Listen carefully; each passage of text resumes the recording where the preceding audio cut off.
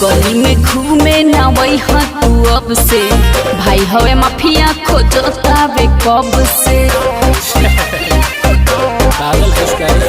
गली में घूमे ना वही तू अब से भाई हवे माफिया खोजता बे कब से।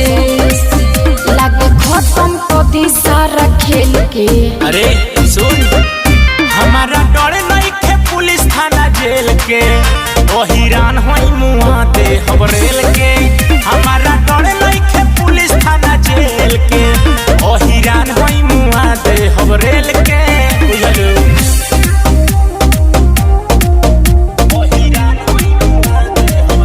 म्यूजिक बाय अभय बाबा।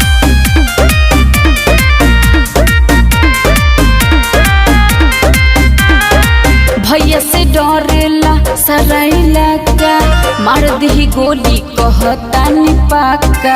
ओकरा जैसन कोई जना अइले आज ले जादो जी के ना कुछ कइले। अरे वही तवा कभी हमरा बारे में पोते नहीं थे। भैया से डरेला सराइला का मार दी गोली कहता नि पाका। ओकरा जैसन ढेर जना अइले आज ले जादो जी के कुछ नहीं कइले। तोके हवा खिया दी हिसेल के। अरे चुप न रहो हमारा डर नहीं खे पुलिस थाना जेल के ओ हिरान होई मुआ दे हबरेल के। हमारा डर नहीं खे पुलिस थाना जेल के ओ हिरान होई मुआ दे हबरेल के।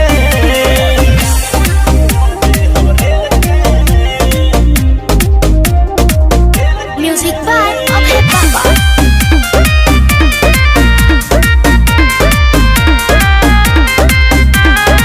राधे बाबू से पूछली हम बाते बात में कहल कोइले रहे गुडू के रात में। कली है पता भीमलाल के ते बारे में देर ना लागे लकिनहू के फारे में। अरे खानदानी आदत हरे पगली।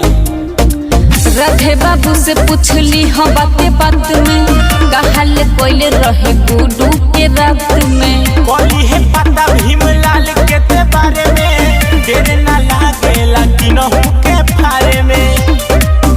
बाड़े बैठल बहुत जाना झेल के।